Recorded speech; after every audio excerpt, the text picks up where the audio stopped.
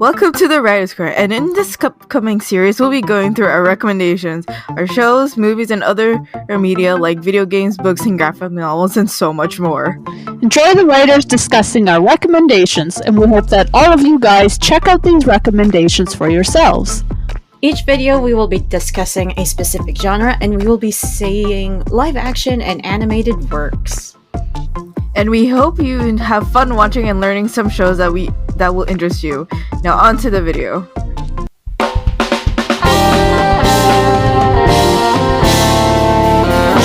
Here are the rules. We can put both animated and live action stuff together and not its separate things. Same with musicals, cartoons, family movies, foreign movies, and video games. It has to be the main genre of the movie or show, like if it's shown as an action, then it's under action. And we can't mention too much of a movie or a show if it's already previously discussed. You can only mention it. Now on to the video. Oh yeah, I guess I could recommend the Spirit Away. That's another Hayao Miyazaki movie. My list is full of like Hayao Miyazaki movies in a row. So yeah, Studio Ghibli. Most of them. It's just that what was it?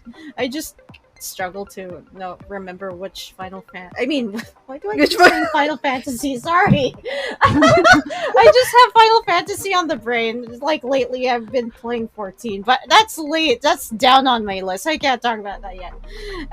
Yeah, Spirited Away. It's a good childhood movie I used to watch when I was a child. But you can watch it when you're older too. It's like for all ages, pretty much. It's one of the darker ones for sure. The Ghibli movies. It's probably the darkest one that I know.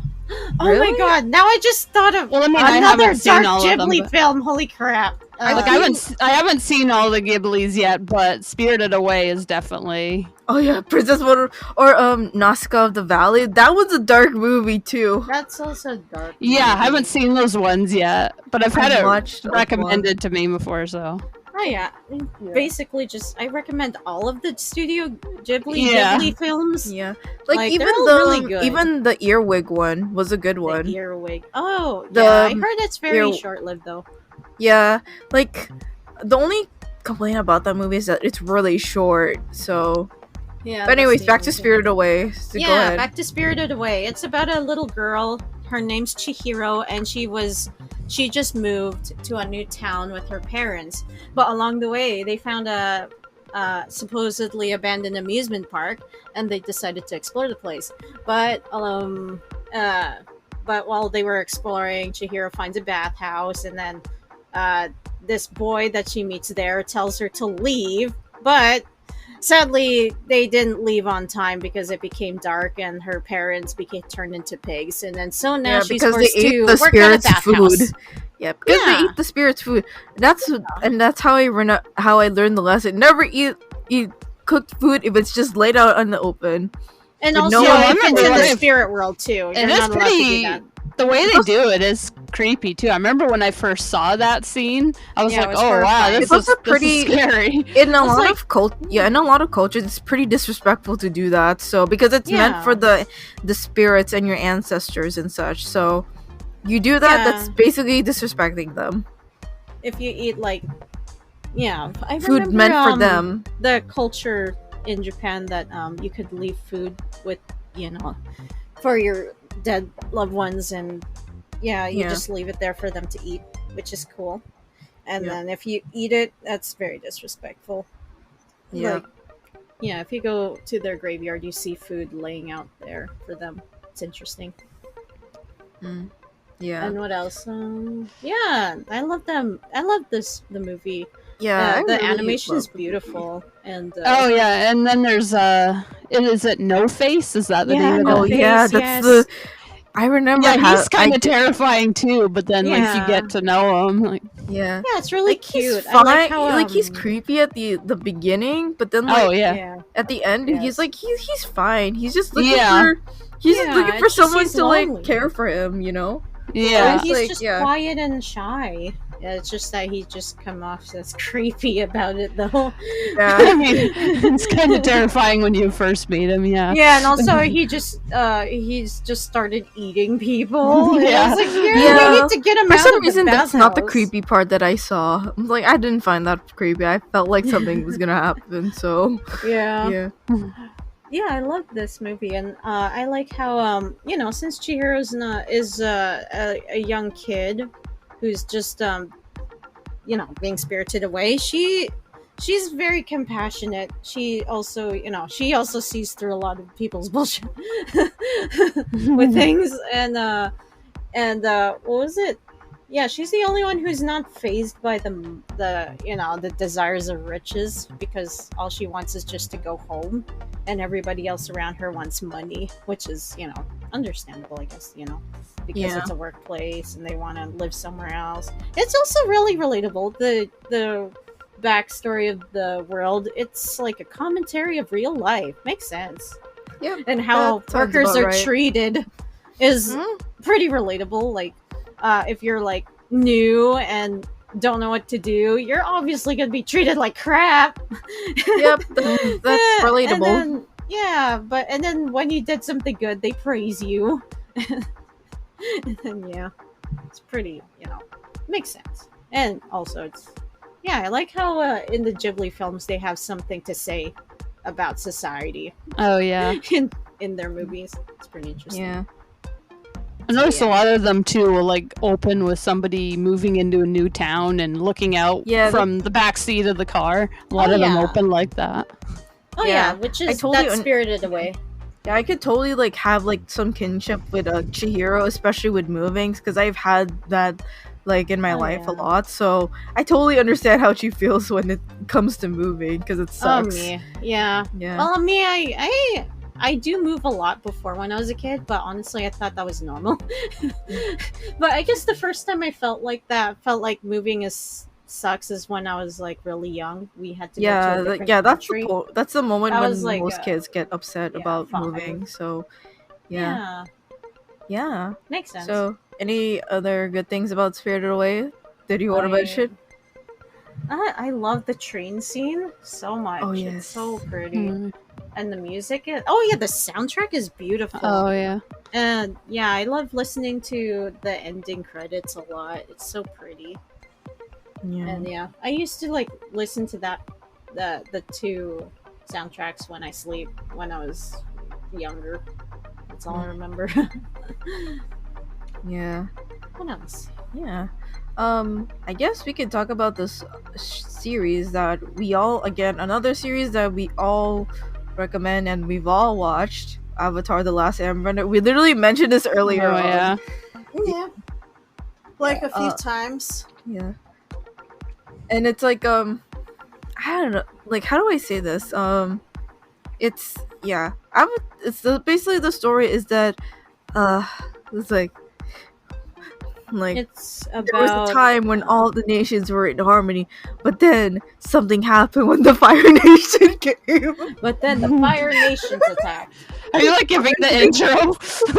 Yeah, we should just recite the whole intro. How did it go again? Long ago, when all the nations were in harmony. The four nations were all in harmony. But then the Fire Nation attacked. Ominous music. Yes. And then everybody was in shambles, and then the only hope was the Avatar, but he disappeared. Who was the master of all four elements. But then he disappeared and stuff. Until we found the new Avatar. And his name is Aang. Not Ong. Not Ong. Like, live action movie? You're wrong. They called him Ong in the live action movie? Yeah, it's horrible. You know what's really you know what's really horrible is that the fact that they tried to fit the whole book one into one movie. Yeah, that's so bad. Oh, I remember when they tried to do the prison scene. Oh my gosh, it's so holy crap, that was so painful. Like, it was so awkward. Like, there was like a pause where like a guitar, it's just nothing, and then Qatar just pushes a soldier for no. What the frick? It's instead of using your random like soldier, and she Why don't you just use your water bending? The prison they were in, everything is covered in earth. Like the earthbenders could use it at any time, but they didn't. I don't understand why. Earthbenders, how are like? This is your earthbenders. Oh my gosh. Yeah, it's unfortunate because I mean, I actually like most of M. Night Shyamalan's movies, but he was not the right person for Avatar. Yeah. Also, and now the fact that there's gonna be an actual live action Avatar Netflix. Yeah, this Netflix one where they're gonna do it right by having the proper representation. Because no offense to the original, well, I hate the original because most of the cast were mostly white for the most part, which made no sense. It's not an original. I mean the live action movie by M. Night Shyamalan. Yeah, it's weird because and it was weirdly casted. I didn't understand why they were casted. It didn't make sense. And anyways, moving on from that. I think everyone's heard like anyway, the original show. We don't recommend the original show, but we should talk about the original show. Why are we talking about that one? It's weird. Yeah. Oh wait, here's a quick question. Okay.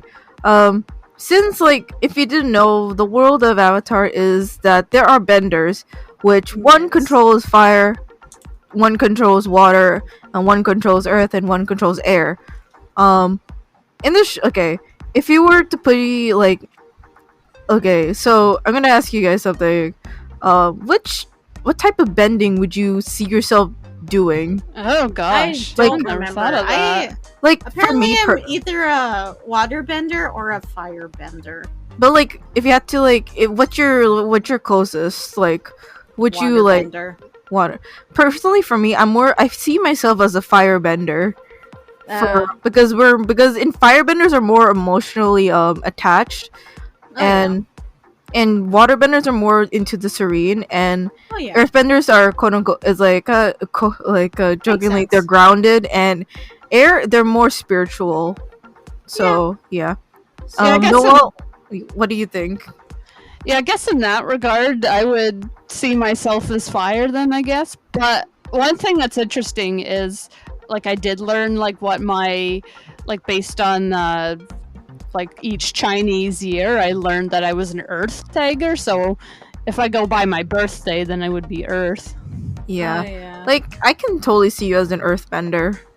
Like, it fits. It kind of does fit since Earthbenders are more grounded and and I mean I can be practical about things, so I like it does make sense there. Yeah, honestly, imagine you becoming a metal bender. Oh my gosh, that'd be so cool. Oh, being a metal bender or oh my gosh, a lava bender. A lava bender would be even more cool because it's a mixture of Because I actually learned this, and apparently it's actually pretty interesting in the world of the Avatar, where if for example, imagine if a parent is like a firebender and the other parent is an earthbender, there's a high percent chance that your child could potentially lava bend, which is really cool. It's a cool fact. So wouldn't the child still technically be one or the other? Like no, so like they would most likely be Earth because apparently Earth is the most dominant gene. I don't know. Don't quote me. This is basically like the show like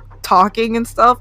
But I learned this when I was like watching, and I'm like, dang, that actually is really interesting because this is because after the Avatar series, there's a lot of because there's also the Legend of Korra, and then there's still the Avatar comic series where now because of like after the war, there's a lot of mixed tribe like families, if you were to say so. Right. Yeah. So it's pretty interesting to learn about like the different types of like bending and how like big the bending spectrum is. So you can't really because like you know how like because in firebending it's weird to think that yes they can also bend electricity, and it's like wait, that doesn't make sense. It's like no, it kind of does because electricity is a type of form of like heat in a way per se, because it's also energy, and it's a lot of explaining to do about how like lightning is compatible, is from originated from firebending. Yeah, because it's very interesting how what was it? The Avatar world is really well built. And it's just that in Legend of Korra, they decided to expand it even more about the bending system. And I like it too, like with water bending as well. I like even though it's a kid show, there's darker elements. So I like how they added in the part with the blood bending. Oh my god, that's scary. The blood bending. I like how scary it is. Yeah, I like that the show isn't afraid to go to darker places. Yeah, it's really good. Yeah. I think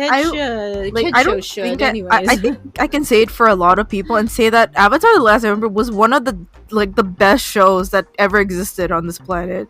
Obviously you can't compare it to a lot of shows because it's I'm not joking when it literally has a lot of praise and say about the show being a kids show that showed a lot of story and a lot of cultures within the show that build onto the world building, and it's really cool and interesting. And and I like the characters too. Like I like when Toph joins the party. Oh yeah, Toph. It's Sokka, Toph, and Zuko is one of my favorite characters in Avatar. Yeah, everybody talks about Zuko's character arc. Oh my gosh, the character arc! One of the best parts of the show, right there. Yeah, my favorite scene is with when it's with Zuko and Sokka, where Sokka's my girlfriend was my first girlfriend turned into the moon, and then Zuko's like, that's rough, buddy. Yeah, that's how he I love the bonding moment that they had, where it's girlfriends girlfriends are kind of hard, and Sokka's my first girlfriend turned into the moon. It's so funny. And I'm like, oh yeah, right. It's she literally did turn into the moon, and and then he got a new girlfriend. He found a new. Well, technically, apparently, I did not realize this, but Suki came before Yeah, what do you mean you didn't realize that? I just know that I did not realize that. She kind of likes him. It's just that they weren't They together. weren't official yet, so that doesn't count. So it's just she's so Suki's technically still not the first girlfriend. Yeah, but so she's the a second new girlfriend. Is this Yeah, I like also the fun fact about this series is that apparently every time Zuko has an emotional arc with everyone has an emotional arc with Zuko except for Toph. Toph too, actually. I don't know. I think she did. They talked to each other. They bonded. Yeah. I'm pretty sure they talked more in the comics rather than the show because they didn't really show that much with Toph and Zuko. They hung out. I remember them talking after that movie theater. I mean the theater. Oh yeah, that kid is like, wow, you cool Zuko costume, but your Scar's on the wrong side. Oh my god. Yes, because that's why Scar's not on the wrong side. Oh my god. Yeah, Zuko's hilarious. Yeah. He's too serious for his own good. It's great. Yeah, it is too bad they didn't do a fourth season because with the first 3 it wraps up most things, but it left it open-ended with it didn't feel Zuko's mom. Yeah, I don't know. They decided to continue in the comics for some reason. Yeah, it didn't feel right that the fact that they ended in 3 seasons instead of 4, because that didn't really make sense. Because there's 4 elements. It even seemed at the end of the third one too that they wanted. I got the impression because of the cliffhanger they introduced with Zuko's mom and that mystery at the end there. I got the impression that they probably were going to continue it, right? Yeah. Yeah. You don't leave a cliffhanger if you're not gonna address it. Yeah, even Zuko's expression, reaction makes sense too. I was like, wait, that's it? Where's the rest of it? Yeah. Yeah, It's so weird that it's only ended in 3 instead of 4. Because, the 4 elements. Ha ha ha. Yeah. Yeah, that's what I thought too. Yeah. Like, above all else, surprisingly, I really love the arc that paved out for Aang in the series. Because he starts out as a naive kid, and then he ends into this like mature-ish kid who is now like trying to like help balance the world again because of the whole like 500-year war with the Fire Nation and literally the rest of the other nations. And it's yeah, like I can't imagine how it's like as a kid who has to like, oh no, yeah, you're the avatar now, and you gotta fix the world again because we messed it up while you were gone. Yeah, and I really love the the lore behind the avatars because of how there's different incarnations of each different avatar. I like how one of them they made a book. Like they made a book on one of them. Kyoshi, I think that's her name. Yeah. Kyoshi, and she's confirmed to be bisexual, which is like nice, cool, nice flex there. Your avatar team, but yeah, biggest flex. Yeah.